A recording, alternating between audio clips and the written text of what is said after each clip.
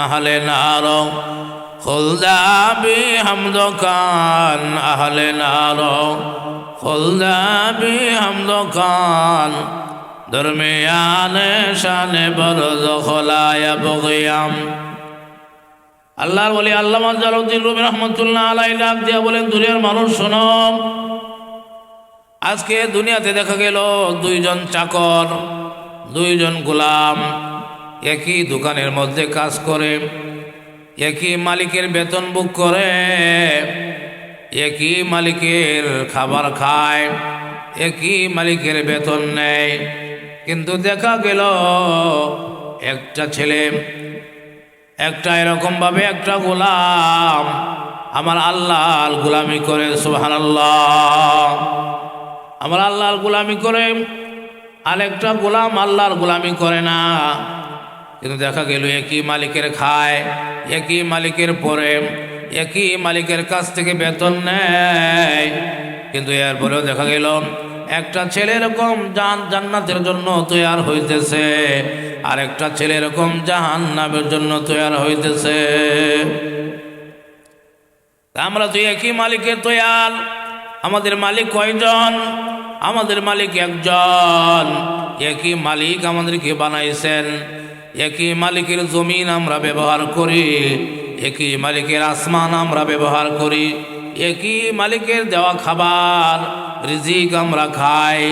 কিন্তু দেখা গেল একদল মানুষ জাহান্নামের জন্য এই শরীর তৈয়ার হইতেছে, আর একদল মানুষ আল্লাহ জান্নাতের জন্য তৈয়ার হইতেছে, সুবহানাল্লাহ। এই জন্য আল্লাহ নবী বলেন, জান্নাত এবং জাহান্নামের মধ্যে এরকম গ্লাস সিস্টেম হয়ে যাবে,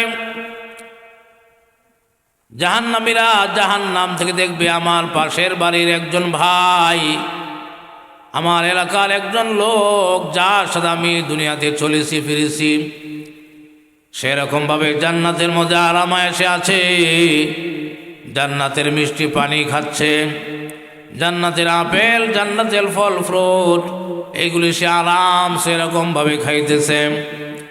এগুলি দেখার পরে ওই যে আমার পাশের বাড়ির আমার আত্মীয়ই হোক, এলাকারই হোক, যার সাথে আমি দুনিয়াতে চলাফেরা করেছিলাম, সে তো আমার পরিচিত, এরকম জাহান্নাম থেকে বলতে থাকবে আর চিল্লায়া বলতে থাকবে, রে ভাই তুমি তো আমার ভাই লাগো, তুমি তো আমার চাচাতো ভাই লাগো, দুনিয়াতে বাজারে দেখা হইলে তুমি আমাকে চা না খাওয়াই এরকমভাবে ছাড়তা না, তোমার বাড়িতে গেলে না খাওয়াই আমাকে ছাড়তা না, অন্তত পক্ষে একটু চা পান হইলেও খাওয়াই দিতা, দুনিয়াতে তুমি আমাকে মহাব্বত করতা, ভালোবাসতা।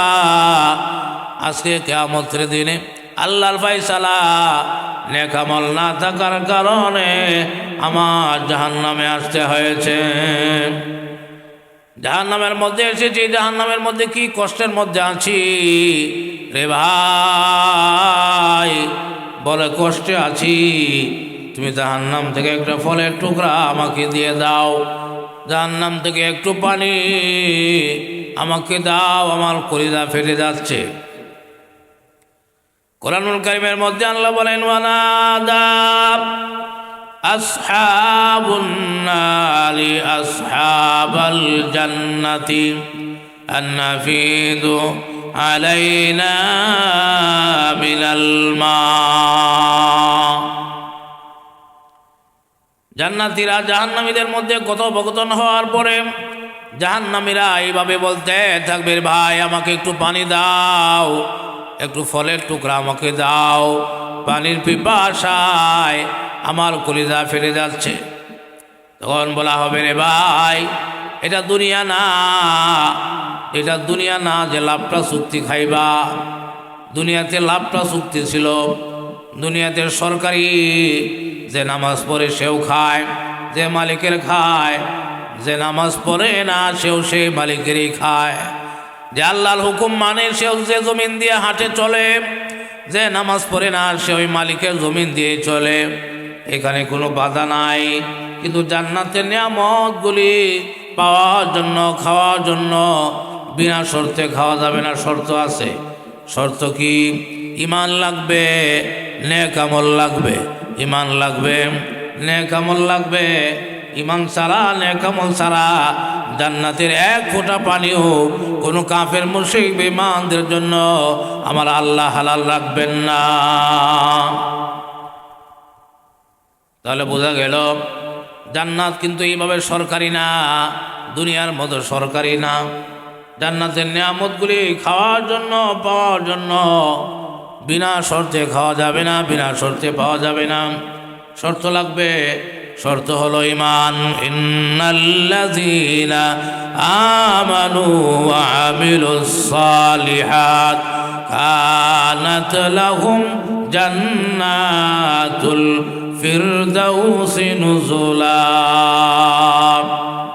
আল্লাহ তার কালামের মধ্যে বয়ান করে দিয়েছেন, ও দুনিয়ার মানুষ, তোমরা মনে করিও না দুনিয়াতে যেহেতু নামাজ না পড়লেও খাবার পাওয়া যায়, আল্লাহকে না মানলেও খাবার পাওয়া যায়, আল্লাহর হুকুম না মানলেও দেখা গেল আমার আল্লাহ রিজিক বন্ধ করে না, অক্সিজেন বন্ধ করে না। এইভাবে করে জান্নাতেও মনে হয়, কাল কিয়ামতের দিনেও মনে হয় এইভাবে পেয়ে যাবে না। না, জেনে রেখো জান্নাত তাদের জন্যই যারা দুনিয়া থেকে ঈমান বানাইলো, আমল বানাইলো। ঈমান আমল ছাড়া কিন্তু জান্নাতের এক ফোঁটা পানিও খাওয়া যাবে না। এই জন্য জেনে রেখো জান্নাতের নিয়ামতগুলি যদি পেতে চাও, জান্নাতের সুখ শান্তি যদি পেতে চাও, তাহলে এক নম্বর ঈমান বানাও, এক নম্বর ঈমান বানাও। আমি আল্লাহর উপর বিশ্বাস করে নাও, আমি আল্লাহ যে এক এই কথার উপরে বিশ্বাস করে নাও। দুই নম্বরে ওয়া আমিলুস সালিহাত, দুই নম্বর শর্ত হলো আমলে সালেহ করো, নেক আমল বানাও। নেক আমল, ঈমান, ঈমানের পরে হলো নেক আমল। ঈমান আছে, নেক আমল নাই, জান্নাতে যেতে পারবে না। এই জন্য ঈমানের পাশাপাশি নেক আমল লাগবেই।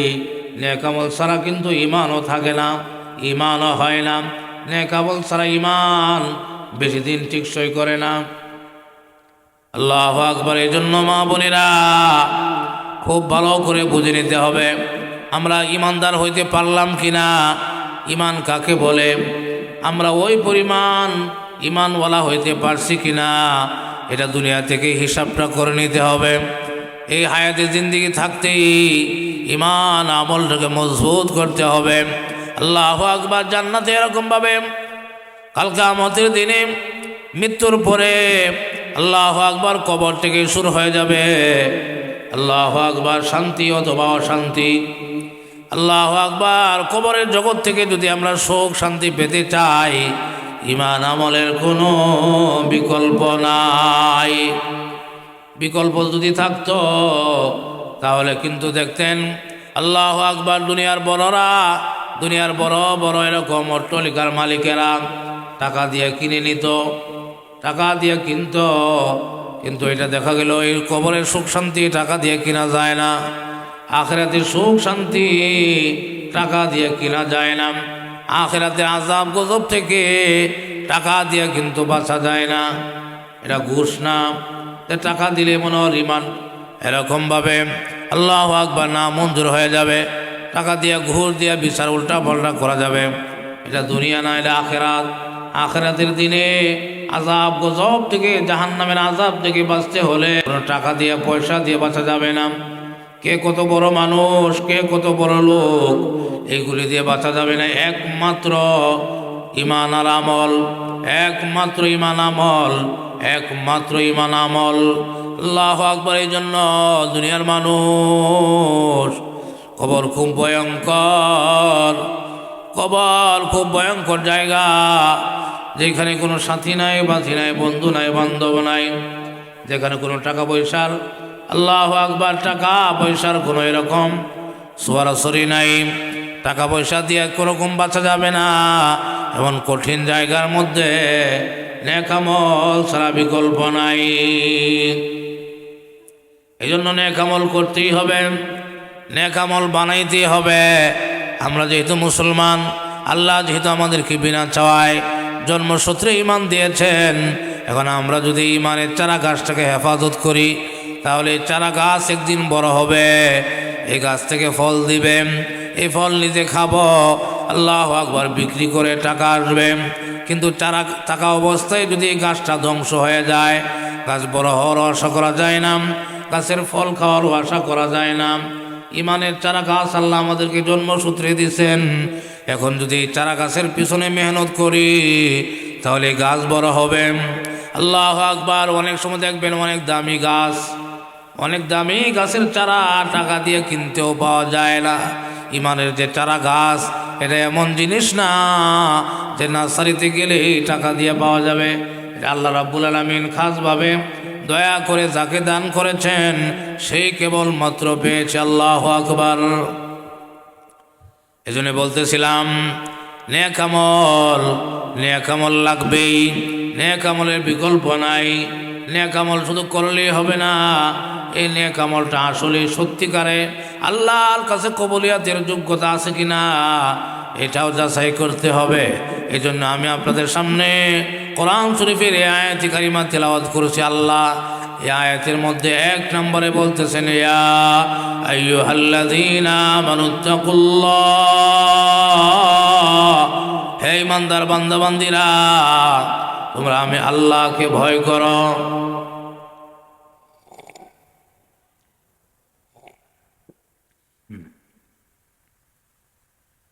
এখানে একটি প্রশ্ন, আল্লাহ ইমানদারদেরকে ডাক দিয়ে বলছেন আল্লাহকে ভয় করার জন্য। দুনিয়ার কোনো কাফের মুশরিক বেঈমানদেরকে আল্লাহ ডাক দেয় নাই। কোন ইহুদি খ্রিস্টান নাসারা বেঈমানদেরকে আল্লাহ এইভাবে ডাক দেয় নাই। এই আয়াতের মধ্যে আল্লাহ ইয়া আইয়ুহাল্লাযীনা আমানু বলে শুধুমাত্র ইমানদারদেরকে আল্লাহ ডাক দিচ্ছেন, ইমানদার বান্দা বান্দীদেরকে আল্লাহ ডাক দিচ্ছেন। এতে করে বোঝা গেল আল্লাহ রাব্বুল আলামিন ইমানদারদেরকে বাঁচাইতে চান, ইমানদারদেরকে জান্নাত দিতে চান। ইমানদারকে আল্লাহ মায়া করেন, ইমানদারকে আল্লাহ মহাব্বত করেন বিদায়। আল্লাহু আকবার। চির সফলতা চাবিকাঠি আল্লাহ রাব্বুল আলামিন দিতেছেন। চিরস্থায়ী সুখের ঠিকানার চাবিকাঠি দেওয়ার জন্য যে বিষয়টার দরকার এটা হলো ইত্তাকিল্লাহ। ও দুনিয়ার মানুষ, তোমরা যদি দুনিয়া এবং আখিরাতে চিরস্থায়ীভাবে সফলতা অর্জন করতে চাও, জাহান্নাম থেকে যদি বাঁচতে চাও, আমার তৈরি জান্নাত যদি পেতে চাও, তাহলে তোমরা 1 নম্বরে আমাকে ভয় করো। 1 নম্বর আমাকে ভয় করো, আমার ভয় অন্তরে জাগ্রত করো। আল্লাহরে ভয় কেমনে করব? আল্লাহরে ভয় কেমনে করব? দুনিয়াতে মানুষের অন্তর পুলিশের ভয় আছে, মানুষের অন্তরে পুলিশরেও মানুষ ভয় করে, সাপকেও মানুষ ভয় করে, পাগলা কুকুরকেও মানুষ ভয় করে। এরকম জঙ্গলের অনেক হিংস্র প্রাণী আছে, ওই সমস্ত প্রাণীরও মানুষ ভয় করে। পুলিশকে মানুষ ভয় করে এই জন্য না জানি কোন মামলা দিয়ে দেয়, না জানি আমাকে এরকমভাবে ধরে নিয়ে যায়। ধরে নিয়ে গেলে এরকমভাবে অন্ততপক্ষে 3 দিন আমার থানায় ঘুরে পারতে হবে, এরপরে চালান করে দিলে না জানি জেল হয়। এই জাতীয় কারণে পুলিশের ভয় মানুষের অন্তরে আছে। পাগলা কুকুরের ভয় মানুষের অন্তরে আছে। পাগলা কুকুর দেখলেও মানুষ ভয় পায়, ভয়ে কুকুর থেকে সেরকমভাবে আলাদা হয়ে থাকতে চায়। কারণ সে যদি কামড় দেয়, সে যদি আমাকে আঘাত করে, তাহলে এরকমভাবে নাভির গুড়ির মধ্যে এরকমভাবে ইঞ্জেকশন নিতে হবে, না হলে জলাতঙ্ক রোগ হয়ে আসে, মারা যাবে। এই জন্য ভয় পায়। আল্লাহু আকবার। কিন্তু আমার আল্লাহর ভয় কিন্তু এমন নয়। আমার আল্লাহ কিন্তু কাউরে কামড় মারে না, আমার আল্লাহ কিন্তু কাউরে ধাক্কা মারে এরকম আগুনে ফালায় দেয় না। তাহলে আল্লাহরে আমরা ভয় করব কি জন্য? আমাদের লাভের জন্য। আল্লাহ কামড় মারবে এই জন্য ভয় করি আল্লাহরে? আল্লাহ এরকমভাবে ধাক্কা মারা এরকম খেতে ফালায় দিবে, আল্লাহরে আমরা এই জন্য ভয় করি না। আল্লাহকে আমরা ভয় করি এই জন্য যাতে করে আমরা তাকওয়ার মালিক হতে পারি। সুবহানাল্লাহ। আল্লাহকে আমরা ভয় করব কি জন্য? আমাদের লাভের জন্য, জাহান্নাম থেকে বাঁচার জন্য, জান্নাতের চিরস্থায়ী সফলতা, জান্নাতি নিয়ামতগুলি যেন আমরা পাই, এই জন্য আমরা আল্লাহকে ভয় করব। আল্লাহু আকবার। এই জন্য তাকওয়া অর্জন করার, ফরহেজগারি অর্জন করার 1 নাম্বার চাবিকাঠি হচ্ছে আল্লাহর ভয়। আল্লাহর ভয় যদি আমার অন্তরে জাগ্রত করতে পারি, বলতে পারেন হুজুর আল্লাহর ভয় তো সব মানুষের অন্তরেই আছে, আমাদের অন্তরেও তো আল্লাহর ভয় আছে, এই জন্যই তো প্রতি সপ্তাহে সপ্তাহে তালিমে বসে থাকি। হ্যাঁ, আমি অস্বীকার করি না যে আপনাদের অন্তরে আল্লাহর ভয় নাই, এটা আমিও বিশ্বাস করি। কিন্তু যে পরিমাণ ভয় থাকলে পরে মানুষ গুনাহ করে না, যে পরিমাণ ভয় অর্জন করলে মানুষ কোনো নেক আমল ছাড়ে না, এই পরিমাণ ভয় আমরা অর্জন করতে পারি নাই। এই জন্য আল্লাহ বলছেন, আল্লাহ রাব্বুল আলামিন এক আয়াতে বলছেন, ইয়া আইয়ুহাল্লাযীনা আমানুত্তাকুল্লাহা হাক্কা তুকাতি, আল্লাহকে ভয় করার মতো ভয় করো। এর মানে কি? এর ব্যাখ্যা কি? ভয় করার মতো ভয় করো। আল্লাহু আকবার। ক্লাসের মধ্যে দেখবেন এরকমভাবে 30 জন ছাত্র আছে। এই 30 জন ছাত্র বাদ মাগরিব যখন সবক পড়ার জন্য বসে, তখন দেখবেন কিছু ছাত্র মনোযোগের সাথেই পড়তেছে, পড়ার মতোই পড়তেছে, সবক ইয়াদ করার মতোই করতেছে। আর কিছু ছাত্র দেখবেন খালি তাহিনাই করে, খালি বা তাকায় ওই বা তাকায়, অন্য মনস্ক অমনোযোগী। আল্লাহু আকবার। দেখা গেল একই ক্লাসে পড়ে, একই ওস্তাদের কাছে পড়ে, একই জায়গায় থাকে, কিন্তু অর্ধেক কিছু ছাত্র প্রকৃত ভয়, উস্তাদের ভয় তাদের অন্তরে আছে, যে কারণে মনোযোগের সাথেই পড়তেছে। আর ওদের অন্তরেও ভয় আছে, কিন্তু ওই পরিমাণ ভয় নাই যে উস্তাদ আমাদেরকে সবক না হইলে মাইর দূর করবে, মারবে, ওই পরিমাণ ভয় তাদের অন্তরে নাই। এই জন্যই তারা এরকমভাবে এদিক সেদিক তাকায়, অন্য মনস্ক হয়ে আছে। বোঝা গেল ভয়েরও পরিমাণ আছে, ভয়েরও পরিমাণ আছে। আমাদের অন্তরে 100 থেকে দেখা গেল 5% ভয়। এই ভয় দিয়া নামাজও পড়তে পারি না, গুনার কাছ থেকে বাঁচতেও পারি না। তাহলে কি পরিমাণ ভয় অর্জন করতে হবে? আল্লাহ, কি পরিমাণ ভয়! 100% ভয়। আল্লাহু আকবার। কি পরিমাণ ভয় যে আমার আল্লাহ এরকমভাবে, আল্লাহু আকবার, ভিডিও ফোনের মাধ্যমে দেখা লাগে না, আমার আল্লাহ ডাইরেক্ট দেখেন, আমার আল্লাহ ডাইরেক্ট দেখে। আমার আল্লাহ এরকমভাবে 300 হাত পানির নিচেও আল্লাহ, আমার আল্লাহ দেখে। এরকমভাবে অন্ধকারেও আমার আল্লাহ দেখে, আলোতেও আল্লাহ দেখে, অন্ধকারেও দেখে, রাতেও আল্লাহ দেখে, দিনের আলোতেও দেখে। আমার আল্লাহ ডাইরেক্ট দেখে, কোনো মাধ্যম লাগে না। এই বিশ্বাস যদি কোনো মানুষের অন্তরে থাকে, তাহলে মানুষ অন্ধকারে চুরিও করবে না, অন্ধকারে জিনা করবে না, অন্ধকারে অন্যের মাল পরে থাকলে এটা পকেটে করে বাড়িতে নিয়ে আসবে না, কারণ আমার আল্লাহ তো ডাইরেক্ট দেখতেছেন। সুতরাং আমি অন্যায়টা করব না। এই ভয়, এইভাবে যদি কোনো মানুষের অন্তরে, কোনো নারীর অন্তরে আল্লাহর ভয় যদি ঢুকে যায়, আল্লাহর ভয় যদি এইভাবে অর্জন করতে পারেন, আমি যে এরকমভাবে বাহিরে দাঁড়ায় রয়েছি, দুনিয়ার কোনো মানুষ না দেখলেও আমার আল্লাহ তো দেখতেছেন। এই কথাগুলি যদি আমাদের দিলের ভিতরে ফালতে পারি, তাহলে দেখবেন আমার আল্লাহর কোনো হুকুম ছুটবে না, দূরে কথা মুখ দিয়ে বের হবে না, নামাজ কাজা হবে না, এরকমভাবে কোনো অন্যায়ের কথা জবান দিয়ে বের হবে না, কারণ আল্লাহ তো আমাকে ডাইরেক্ট দেখতেছেন। সুতরাং আল্লাহু আকবার। বোঝা গেল আল্লাহর ভয়েরও এরকম পরিমাণ আছে। কি পরিমাণ? 100% পরিমাণ। 100 থেকে 100 যদি আমাদের অন্তরে আল্লাহর ভয় অর্জন করতে পারি, তাহলে আমার দ্বারা কোনো গুনার কাজ হবে না, কোনো নেক আমল আমার কাছ থেকে ছুটবে না।